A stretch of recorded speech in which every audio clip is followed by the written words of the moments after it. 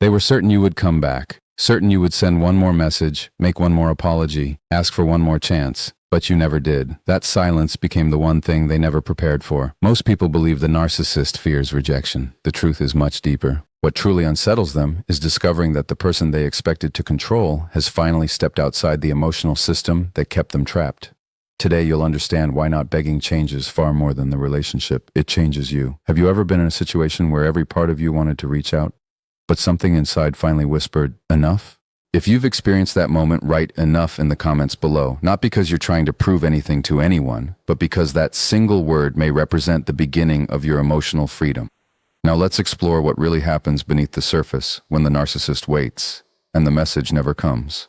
The narcissist often enters the end of a relationship believing that the outcome has already been decided. Their confidence does not necessarily come from genuine emotional security, but from repeated experiences in which the other person eventually returned after conflict. If previous arguments ended with you apologizing first, sending emotional messages, or asking for another chance, they begin to see this pattern as proof that they hold the emotional power. They expect that time itself will work in their favor, assuming that loneliness, guilt, or fear will eventually push you back toward them. This expectation becomes part of the relationship dynamic, where silence is not used for reflection or healing, but as a strategy that they believe will trigger your anxiety and your need to reconnect. From a psychological perspective, this expectation is rooted in the desire to maintain control over the emotional landscape of the relationship. Rather than tolerating uncertainty, they may rely on familiar patterns that restore a sense of superiority and reassurance. If they believe you will always return, they do not have to confront difficult emotions, such as rejection, vulnerability, or self-doubt. The anticipated act of you begging becomes symbolic. It is less about resolving the conflict, and more about confirming that they still occupy the central position in your emotional world. In their mind, your pursuit reassures them that they remain important, influential, and capable of directing the relationship on their terms. When someone repeatedly chases after a person who is withdrawn, the cycle becomes self-reinforcing. The narcissist may interpret this as evidence that their methods are effective, while the other person becomes increasingly trapped in trying to restore emotional harmony. Over time, the expectation that you will always come back can become so deeply ingrained that they stop imagining any other possibility, believing your return is inevitable rather than recognizing it as a choice you are free to make. When you choose not to chase after the narcissist, something significant changes beneath the surface of the relationship. The dynamic they have come to rely on is suddenly interrupted. Instead of receiving the familiar reassurance that you are still emotionally invested enough to pursue them, they are met with uncertainty. This is often difficult because many narcissistic patterns depend on predictability. They expect conflict to be followed by your attempts to repair the relationship, even if they were the one who created the distance. When that expected response never arrives, the emotional script they have relied upon no longer functions as planned. Your silence is not simply the absence of words, it represents the absence of participation in an unhealthy cycle.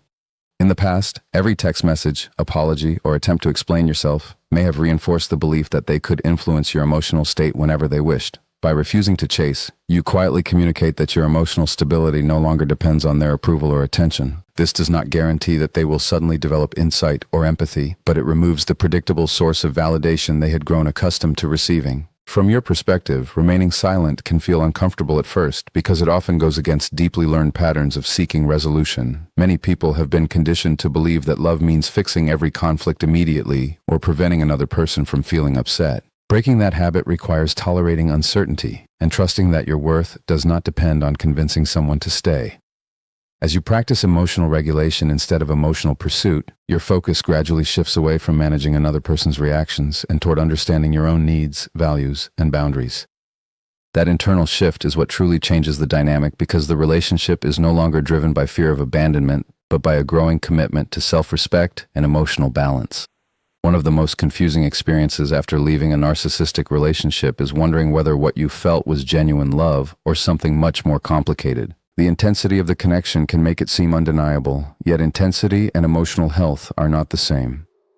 A trauma bond develops through repeated cycles of affection, disappointment, conflict, and reconciliation. Moments of warmth are mixed with periods of criticism, emotional distance, or manipulation. Because the positive moments become unpredictable, they often feel even more valuable, leading you to hold on to hope that the caring version of the person will return.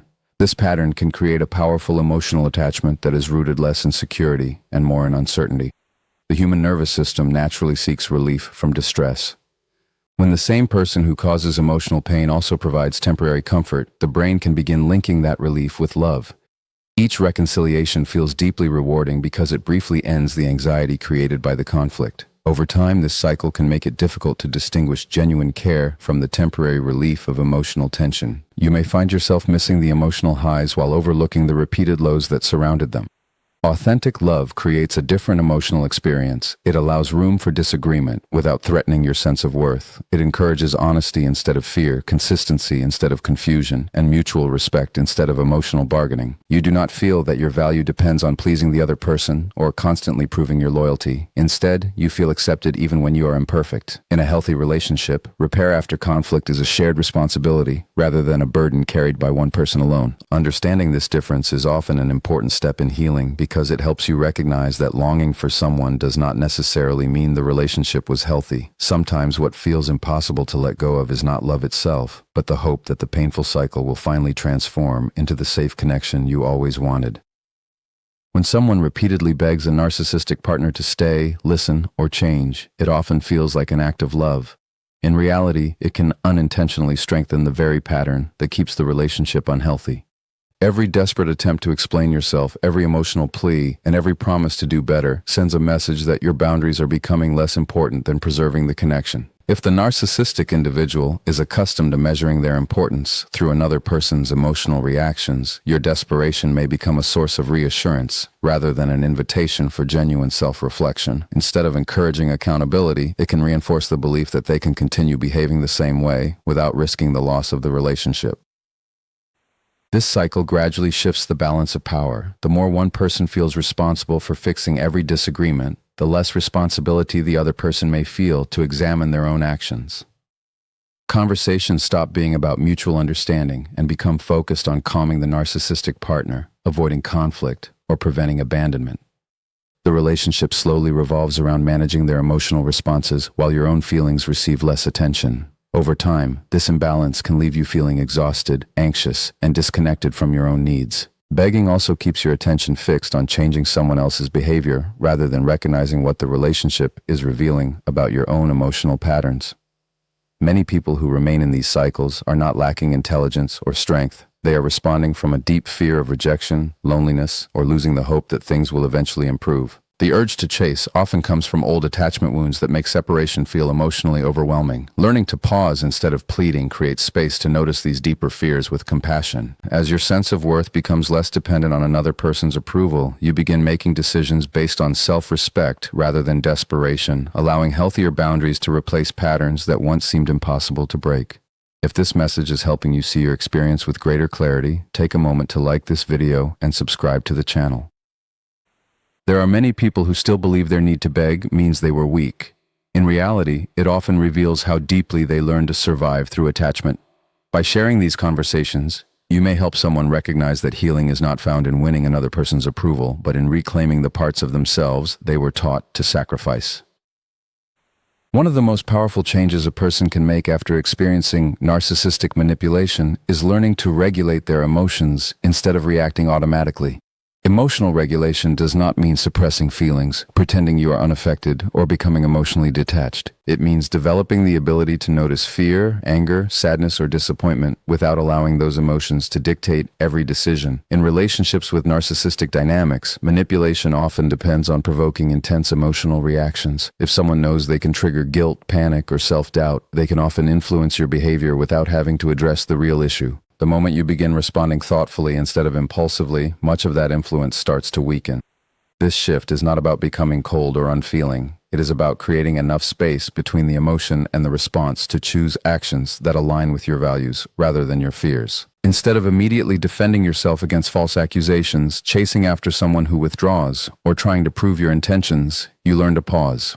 That pause allows your nervous system to settle and your thinking mind to become engaged. You begin asking yourself whether the conversation is truly seeking understanding or simply inviting you into another familiar cycle of conflict and emotional exhaustion. Emotional regulation also helps restore your connection with yourself. During prolonged manipulation, many people become so focused on anticipating another person's moods that they lose awareness of their own internal experience. By paying attention to your breathing, your physical tension, and the emotions arising within you, you gradually rebuild trust in your own perceptions.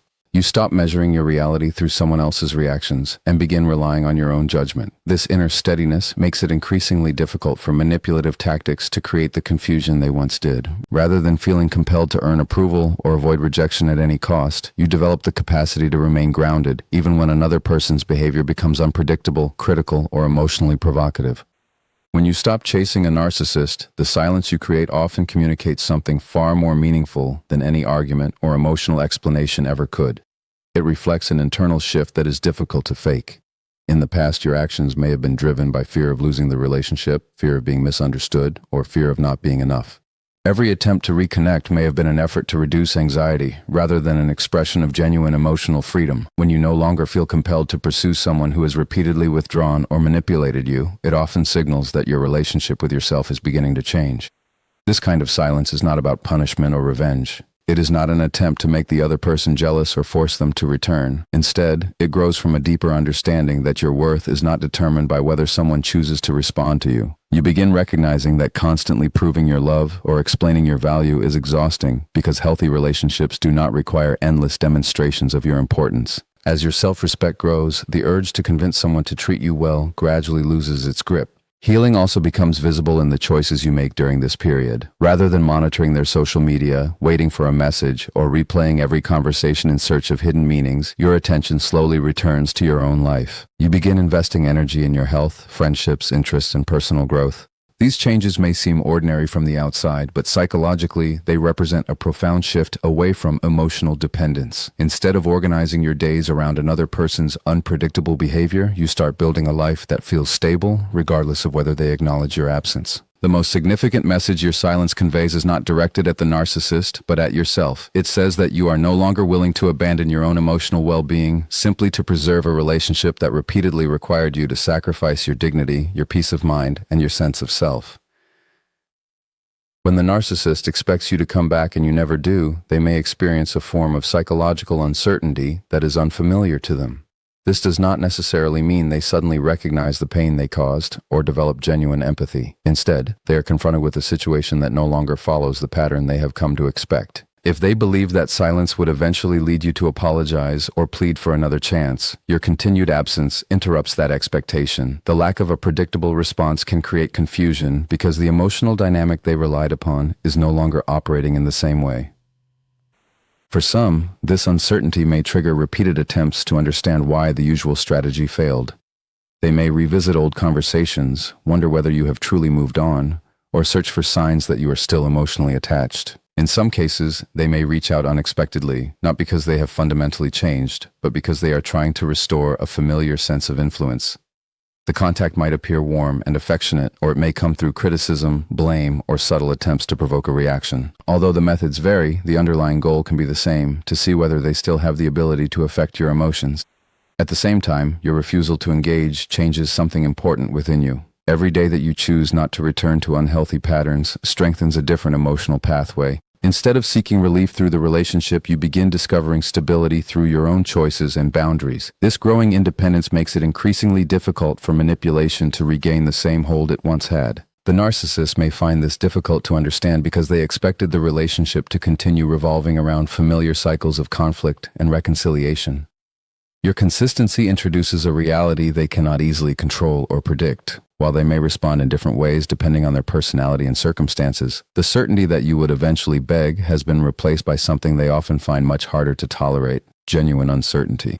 The deepest transformation after leaving a narcissistic relationship is not seeing the other person regret their choices. It is healing the part of yourself that believed your value depended on being accepted, chosen, or approved by them.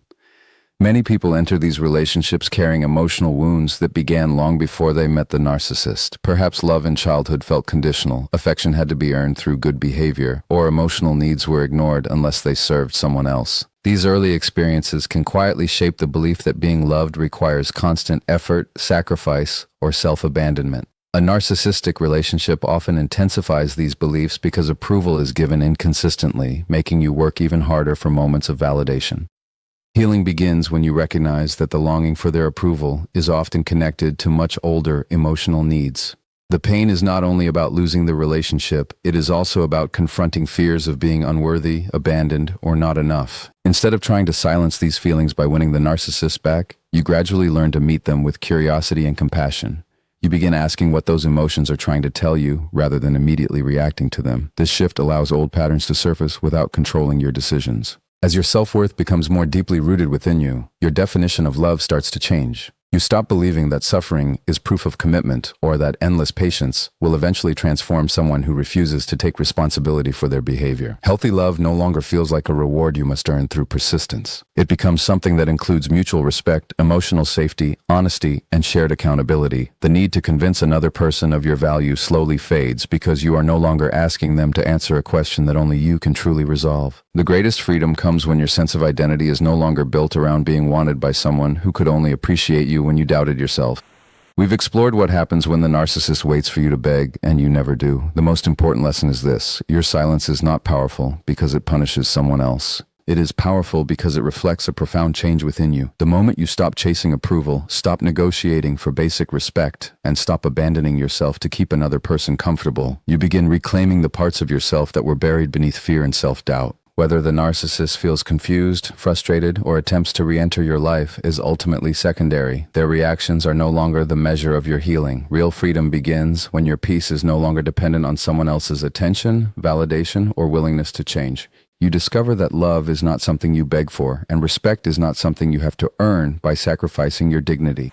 If this message resonated with you, take a moment to like this video, subscribe to the channel, and share it with someone who may still believe they have to chase in order to be loved. Your story could become the encouragement that helps another person choose healing over emotional survival. And remember this: the greatest victory is not making the narcissist regret losing you. The greatest victory is reaching a place where you no longer need them to. When you stop chasing what continually wounds you, you create space for relationships built on honesty, safety, mutual respect, and genuine care. That is where lasting healing begins, and that is where your future no longer belongs to the pain of your past, but to the quiet strength of a life lived with self-respect, emotional freedom, and the courage to never abandon yourself again.